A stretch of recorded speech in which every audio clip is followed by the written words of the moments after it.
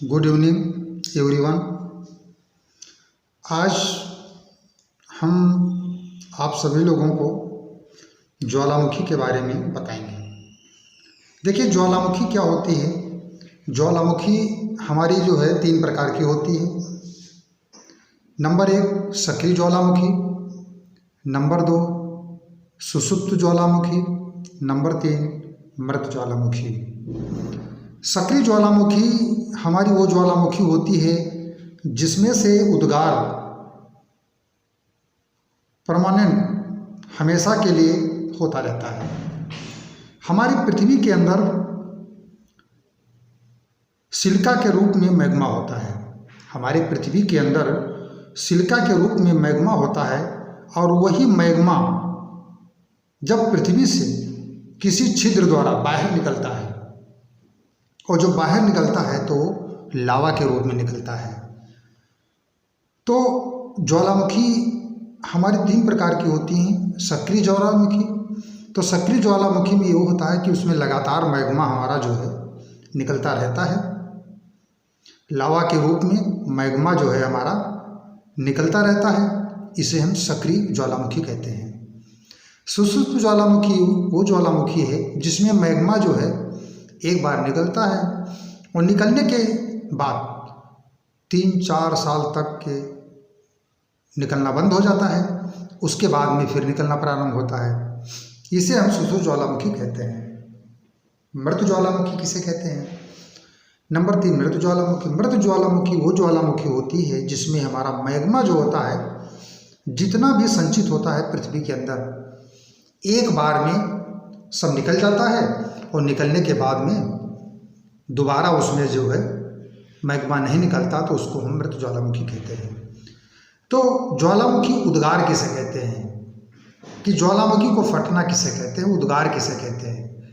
तो इसका है, जब पृथ्वी के अंदर का मैग्मा छिद्र द्वारा पृथ्वी के बाहर निकलता है तो इसे हम ज्वालामुखी उद्गार कहते हैं या ज्वालामुखी उद्गार कहते हैं या ज्वालामुखी को फटना कहते हैं। तो अगर पूछे ज्वालामुखी उद्गार किसे कहते हैं, तो पृथ्वी के अंदर का जो मैग्मा है वो पृथ्वी के बाहर को निकलना, इसे हम उद्गार कहते हैं। नेक्स्ट है, ज्वालामुखी उद्गार में सबसे ज़्यादा क्या निकलता है? ज्वालामुखी उद्गार में सबसे ज़्यादा क्या निकलता है? तो सिलिका के रूप में मैग्मा निकलता है और यह मैग्मा किसके रूप में आता है? लावा के रूप में छिद्र के द्वारा बाहर निकलता है। ये लावा के रूप में निकलता है। यानी किस रूप में पृथ्वी के अंदर संचित मैग्मा या सियाल या सिलिका पृथ्वी के बाहर निकलता है, तो ये लावा के रूप में निकलता है। अब तो आप लोग समझ गए होंगे कि पृथ्वी के अंदर जो है एक सियाल, जिसे हम सिलिका कहते हैं, वो मैग्मा तरल पदार्थ में जमा रहता है और वो छिद्र द्वारा पृथ्वी के बाहर छिद्र के द्वारा निकलता है और जब छिद्र के द्वारा वो निकलता है वही मैग्मा लावा के रूप में निकलता है और निकल करके बाहर ये लावा पृथ्वी से जब बाहर आकर जम जाता है, निकल करके जब पृथ्वी से आकर बाहर जम जाता है तो ये आग्नेय चट्टान का निर्माण करता है। किसका निर्माण करता है? आग्नेय चट्टान का निर्माण करता है। अगर पूछ लिया जाए कि आग्नेय चट्टान का निर्माण किससे होता है, तो ज्वालामुखी उद्गार से होता है, या वही मैग्मा जब बाहर आकर के जम जाता है छिद्र द्वारा निकल करके, तो आग्नेय चट्टान का निर्माण करता है। अब अगर नेक्स्ट है कि वो लावा जो निकलता है उस एक कोई छिद्र होगा, छिद्र दरार पृथ्वी में पड़ जाती है, उसी छिद्र के द्वारा निकलता है। तो पृथ्वी के अंदर जो दरार पड़ जाती है तो उसे क्या कहते हैं? ये कई बार पूछा गया है एग्जामिनेशन में, कंपटीशन में पूछा गया है। तो इसे हम क्रेटर कहते हैं। क्या कहते हैं इसको हम? क्रेटर। जो छिद्र होता है तो उसको हम क्रेटर कहते हैं। और ये जब ये क्रेटर लावा निकलते निकलते निकलते निकलते जब बड़ा हो जाता है, उसका छिद्र जो है बड़ा हो जाता है, तो उसको हम काल्डेरा कहते हैं। नेक्स्ट क्वेश्चन देख लीजिए। नेक्स्ट क्वेश्चन है कि जब क्रेटर बड़ा या चौड़ा हो जाता है तो इसे क्या कहते हैं? तब इसे हम काल्डेरा कहते हैं। इसे क्या कहते हैं? काल्डेरा। दोनों मोस्ट इंपॉर्टेंट क्वेश्चन है कि छिद्र को क्या कहते हैं? क्रेटर कहते हैं। वही छिद्र जब बड़ा या चौड़ा हो जाता है तो इसे हम काल्डेरा कहते हैं। नेक्स्ट क्वेश्चन है, ज्वालामुखी फटने के बाद पास की चट्टानें गर्म हो जाती हैं। जब झील का पानी उसमें से निकलता है तो वो गर्म निकलता है, तो उसे क्या कहते हैं? देखिए, जब ज्वालामुखी फटती है तो बहुत गर्म होती है, तो उसके अगल बगल की चट्टानें जो है वो गर्म हो जाती हैं, फट जाती हैं। और उन चट्टानें जो फट जाती हैं, फटी हुई चट्टानों से कोई झील का पानी अगर निकलता है तो वो पानी गर्म हो जाता है। तो जब गर्म हो जाता है तो वो झील जो है गीजर का निर्माण करती है। गीजर, अगर क्वेश्चन आ जाए कि गीजर कैसे बनता है, तो ये हम कहेंगे कि ज्वालामुखी उद्गार से गीजर बनता है। ज्वालामुखी के फटने से गीजर बनता है, क्योंकि आसपास की चट्टानें गर्म हो जाती हैं। जब उसमें से झील का पानी निकलता है तो वही गर्म हो जाता है, तो वही गीजर बन जाता है। नेक्स्ट क्वेश्चन है, गीजर कहाँ कहाँ पाए जाते हैं? देखिए, हमारा गीजर जो है यूएसए के एक येलोस्टोन पार्क है।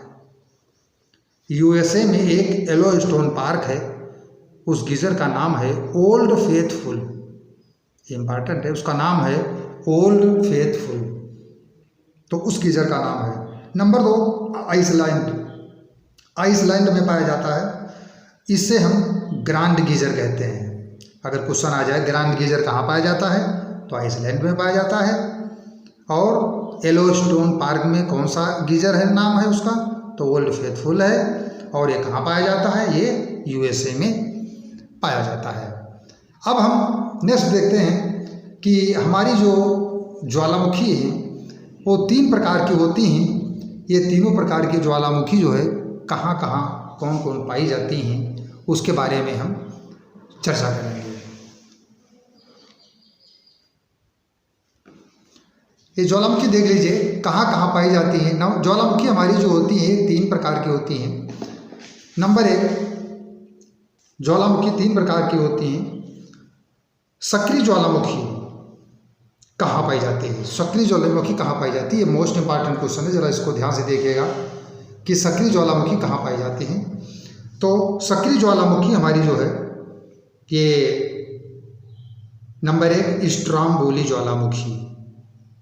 ये कुछ मुख्य ज्वालामुखियाँ हैं जो बहुत ही इम्पॉर्टेंट है, जो अक्सर एग्जामिनेशन में चाहे टेट का पेपर हो, सीटेट पेपर हो, एलटी का पेपर हो, और जो भी कंपटीशन लेवल के क्वेश्चन है तो उसमें एक ज्वालामुखी के बारे में 1-2 क्वेश्चन जरूर पूछे जाते हैं।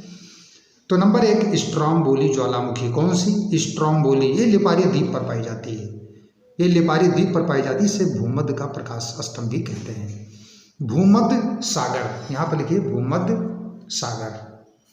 ये भूमध्य सागर का जो है प्रकाश स्तंभ भी इसको कहते हैं। नंबर 2 एटना ज्वालामुखी। ये इटली के सिसिली द्वीप पर पाई जाती है। कहाँ पाई जाती है?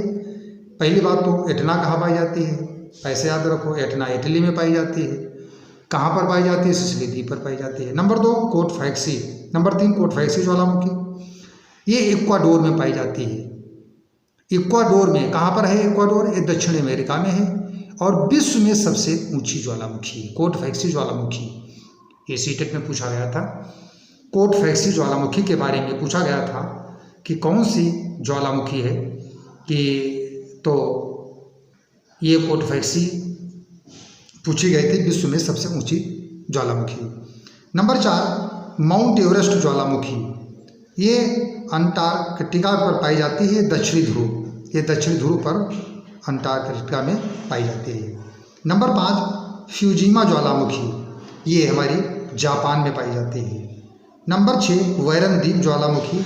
ये अंडमान निकोबार यानी भारत में पाई जाती है। ये जरूर याद कर लीजिएगा, क्योंकि भारत में कौन सी सक्रिय ज्वालामुखी है, कभी कभी क्वेश्चन पूछ लिया जाता है कि भारत में कौन सी सक्रिय ज्वालामुखी है। तो पहली बात तो ये अंडमान निकोबार में है और ये वैरन द्वीप ज्वालामुखी है। चूँकि भारत में हम लोग रहते हैं तो भारत के बारे में जानकारी ज्वालामुखी के बारे में बहुत ज़रूरी है। तो भारत की ज्वालामुखी जरूर याद कर लीजिए कि वैरन द्वीप ज्वालामुखी अंडमान निकोबार में पाई जाती है, भारत में पाई जाती है। नंबर 7 है ओजस डेल सलाडो ज्वालामुखी। ओजस डेल सलाडो ज्वालामुखी ये चिली में पाई जाती है, दक्षिण अमेरिका में। ये सबसे ऊंचाई पर स्थित है, ये सबसे ऊंचाई पर स्थित है, ना कि सबसे ऊंची है। ये सबसे ऊंचाई पर स्थित है, ना कि सबसे ऊंची है, इतना ध्यान रखना। कोट भैसी ज्वालामुखी हमारी विश्व में सबसे ऊंची है, ये अलग दूसरी चीज़ हुई। और सबसे ऊंचाई पर जो स्थित है वो है ओजस डेल सलाडो ज्वालामुखी। नंबर 8 मोनो लोआ ज्वालामुखी, ये हवाई द्वीप पर पाई जाती है। नंबर 9 असामा ज्वालामुखी, ये जापान में पाई जाती है। नंबर 10 हेवला ज्वालामुखी, ये ग्रीनलैंड में पाई जाती है। यहाँ पर ग्रांड गीजर बनता है ग्रीनलैंड में। ग्रांड गीजर के बारे में भी बताया था हमने, ग्रांड गीजर, तो ये ग्रांड गीजर बनता है, ये वहाँ पर पाई जाती है। नेक्स्ट देख लीजिए, अगली हमारी सुषुप्त ज्वालामुखी। सुषुप्त ज्वालामुखी कहाँ कहाँ पाई जाती है? वही सुषुप्त ज्वालामुखी, दो एक बार मैग्मा निकलता है, 3-4 साल के लिए रुक जाता है, उसके बाद फिर निकलना शुरू होता है। तो पहली बात तो ये भारत में भी पाई जाती है। एक भारत में देखिए यहाँ पर भी है, अंडमान निकोबार में। अंडमान निकोबार याद रखिए, बस काम हो गया, क्योंकि अंडमान निकोबार में हमारी सक्रिय ज्वालामुखी भी पाई जाती है और अंडमान निकोबार में हमारी सुषुप्त ज्वालामुखी भी पाई जाती है, ये भी भारत में है। तो नंबर 1 विसुवियस ज्वालामुखी, ये इटली में पाई जाती है। क्राकाटोआ ज्वालामुखी इंडोनेशिया में पाई जाती है। नारकोडम द्वीप ज्वालामुखी, ये अंडमान निकोबार यानी भारत में पाई जाती है। और मेन ज्वालामुखी ये फिलीपींस में पाई जाती है। तो इतना याद कर लीजिए कौन ज्वालामुखी कहाँ पर पाई जाती है। नेक्स्ट है मृत ज्वालामुखी, जो एक बार लावा निकलने के बाद हमेशा के लिए वो मर जाती है, दोबारा उसमें से लावा नहीं निकलता है, उसे हम मृत ज्वालामुखी कहते हैं। तो पहली बात तो भारत के बारे में देख लीजिए। भारत में ये म्यांमार में पाई जाती है, ये इसे हम कहते हैं माउंट पोपा। क्या कहते हैं? माउंट पोपा। अब भारत में हमारी 3 ज्वालामुखी हो गई। एक वैरनदीप हो गई जो सक्रिय ज्वालामुखी है, एक नारकोडम द्वीप ज्वालामुखी है, ये सुषुप्त ज्वालामुखी है, और एक माउंट पोपा ज्वालामुखी है जो मृत ज्वालामुखी है। ये 3 ज्वालामुखी हमारी जो है भारत में पाई जाती हैं। अब मृत ज्वालामुखी कहाँ पाई जाती? देखिए, किलिमंजारो ज्वालामुखी, किलिमंजारो ज्वालामुखी एक केन्या में पाई जाती है, अफ्रीका, केन्या के जो है अफ्रीका में पाई जाती है। चिम्बराजो ये इक्वाडोर यानी दक्षिण अमेरिका में पाई जाती है। चिम्बराजो इक्वाडोर दक्षिण अमेरिका में पाई जाती है। देमबंद ये ईरान और इराक यानी सऊदी अरब में पाई जाती है। ईरान, इराक, सऊदी अरब में पाई जाती है। कोह सुल्तान, देखिए याद रखिएगा, कोह सुल्तान पाकिस्तान, सुल्तान और पाकिस्तान याद रखिएगा। कोह सुल्तान कहाँ पाई जाती है? पाकिस्तान में पाई जाती है। एकांक गुआ, एकांक गुआ हमारी चिली में पाई जाती है। एकांक गुआ कहाँ पाई जाती है? चिली में पाई जाती है। और माउंट पोपा हमारी म्यांमार में यानी भारत में पाई जाती है। ये हमारी यही ज्वालामुखी के बारे में, और हम उम्मीद करते हैं कि आप सभी लोग ज्वालामुखी के बारे में 1 बार 2 बार पढ़िए और इसके नोट्स बना लीजिए। और ये तो बाद में पता चलेगा जब एग्ज़ाम आप सभी लोग देकर आएंगे कि किसके वीडियो में कितनी दम है, क्वेश्चन आते हैं कि नहीं आते हैं, तो बाद में पता चलेगा। फिलहाल आप लोग इसके नोट्स बनाते रहिए, इसको याद करें। हमारा आशीर्वाद आप लोगों के साथ है।